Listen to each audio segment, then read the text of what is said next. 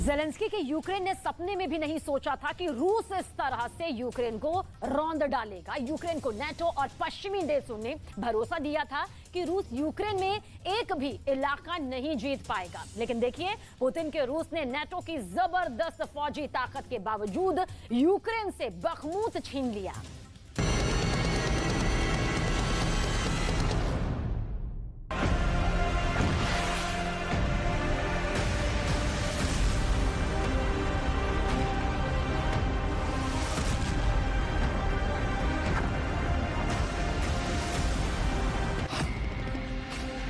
क्या बखमूत में यूक्रेन की जबरदस्त हार नाटो की अब तक की सबसे बड़ी और शर्मनाक हार है?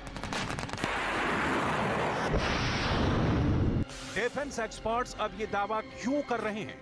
बखमूत में रूस की जीत ने अमेरिका और नाटो के सामने बहुत बड़ा खतरा खड़ा कर दिया है। क्या वाकई में 54 लाख सैनिकों से बनी नाटो की फौज को पुतिन के रूस ने बखमूत में धूल चटा दी है?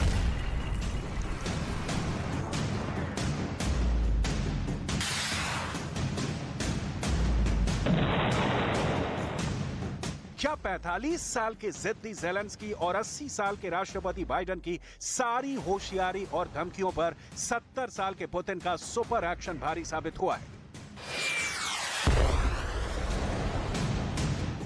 आखिर नाटो और पश्चिमी देशों से 9 लाख करोड़ के हथियार लेने के बावजूद यूक्रेन रूस से सोलेदार और बखमूत कैसे हार गया?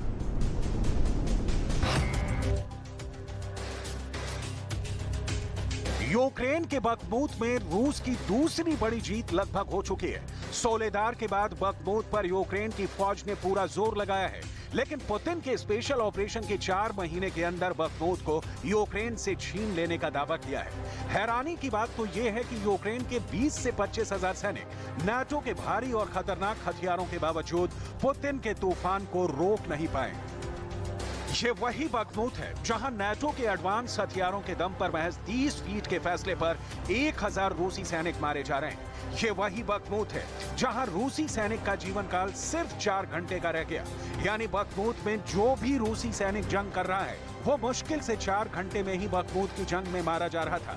30 देशों से बने नाटो की मदद से यूक्रेन ने बखमूत को रूसी सैनिकों का कब्रिस्तान बना डाला। लेकिन देखिए, जंग के आखिरी एक दिन में 1600 रूसी सैनिकों के मारे जाने के बावजूद पुतिन का रूस अमेरिका, ब्रिटेन और जर्मनी समेत नाटो के 30 देशों पर भारी साबित हुआ। आज हालात ये हो गए हैं कि नाटो के महासचिव जेम्स स्टोल्टनबर्ग को कहना पड़ा है कि रूस को हल्के में लेना भारी पड़ेगा। बखमूत पर रूस कब्जा कर सकता है। यूक्रेन के बखमूत में रूसी सेना की जबरदस्त पकड़ हो चुकी है। रूस के कमांडरों का दावा है कि बखमूत के पूर्वी हिस्से पर पूरी तरह से रूस के सैनिकों का कब्जा है। नाटो महासचिव जेम्स स्टोल्टनबर्ग ने बखमूत में चल रही जंग पर बड़ा बयान दिया है। नाटो महासचिव ने चेतावनी देते हुए कहा है कि बखमूत रूस के कब्जे में कभी भी जा सकता है। नाटो एक तरफ से मानकर चल रहा है कि बखमूत पर रूसी फौज का पूरी तरह से कंट्रोल हो चुका है। नाटो महासचिव जेम्स स्टोल्टनबर्ग ने यहां तक दावा किया है कि रूस को कमजोर समझना बहुत बड़ी गलती साबित होगा। नाटो इतना ज्यादा घबरा गया है कि अब रूस को रोकने के लिए यूक्रेन को नए सिरे से लगभग $158 बिलियन के हथियार और मदद करने जा रहा है। इधर राष्ट्रपति ज़ेलेंस्की ने साफ कह दिया है कि बखमूत पर रूसी सैनिकों का कब्जा होने पर यूक्रेन में एक ऐसी सड़क रूस को मिल जाएगी जहां से वो यूक्रेन के दूसरे शहरों पर कब्जा करना शुरू कर देंगे। ज़ेलेंस्की बखमूत को पूर्वी यूक्रेन का किला कहते हैं, जिस पर पुतिन की फौज ने कब्जे का दावा किया है।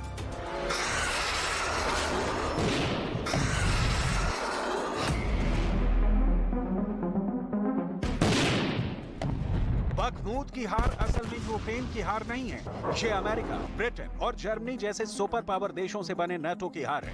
24 फरवरी 2022 जब से रूस और यूक्रेन के बीच जंग शुरू हुई है, तब से अब तक नाटो के 30 देश पश्चिम के 50 देशों के साथ मिलकर यही प्रोपेगेंडा फैला रहे थे कि पुतिन का रूस जंग हार रहा है। लेकिन रूस ने यूक्रेन के सोलेदार पर कब्जा करके पहली जीत हासिल की है।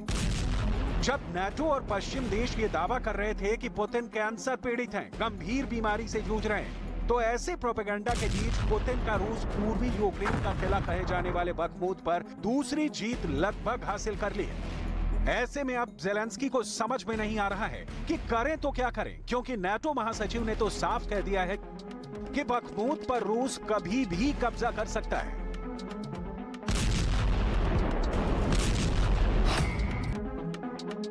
Forward to meet the EU defense ministers. We meet at a critical time for our security.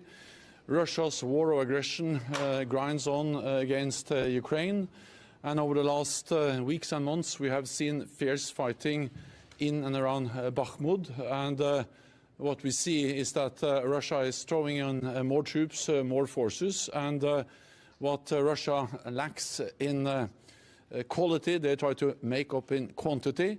They have suffered big losses, but at the same time, we can not rule out that Bakhmut may eventually fall.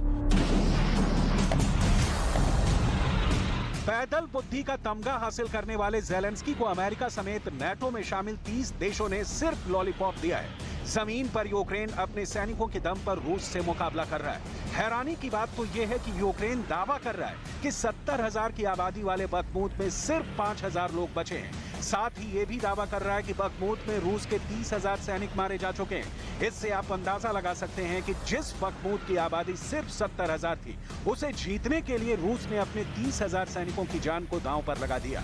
एक अनुमान के मुताबिक Bakhmut की जंग में एक यूक्रेनी सैनिक के बदले 7 रूसी सैनिक मारे जा रहे हैं, लेकिन उसके बावजूद रूस जीत रहा है। जरा देखिए बखमूत में यूक्रेन समेत नाटो के 30 देश क्यों हार रहे हैं।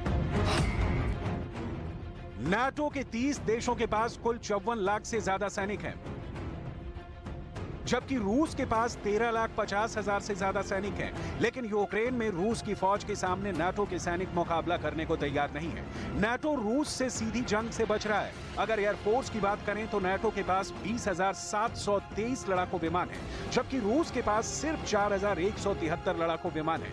लेकिन हैरानी की बात यह है कि नाटो ने यूक्रेन को चौथी पीढ़ी के 200 लड़ाकू विमान नहीं दिए हैं, जो यूक्रेन की हार में बहुत बड़ा कारण बन रहा है। जबकि रूस अब यूक्रेन पर नए सिरे से हमला कर रहा है, जिसमें 7 लाख सैनिक हमले में शामिल हो रहे हैं।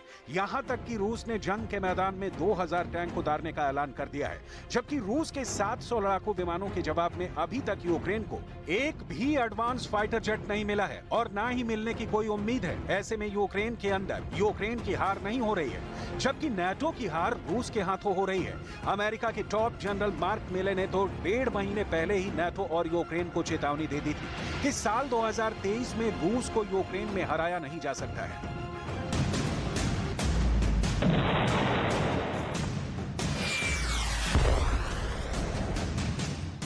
नाटो और पश्चिमी देशों को मिलाकर 80 देश रूस के खिलाफ यूक्रेन की मदद कर रहे हैं, लेकिन पुतिन का रूस इतने घातक हमले कर रहा है कि यूक्रेन को 9 लाख करोड़ के हथियार भी अभी तक बचा नहीं पाए हैं।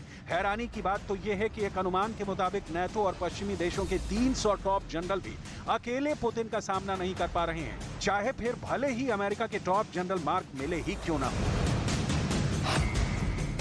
अगर फौजी एक्शन के नजरिए से देखें तो इस साल यूक्रेन की एक इंच जमीन से रूस को खदेड़ना बड़ा मुश्किल है। मैं ये नहीं कह रहा हूं कि रूस को यूक्रेन में हराया नहीं जा सकता है, लेकिन साल 2023 में रूस को हराना बहुत कठिन है।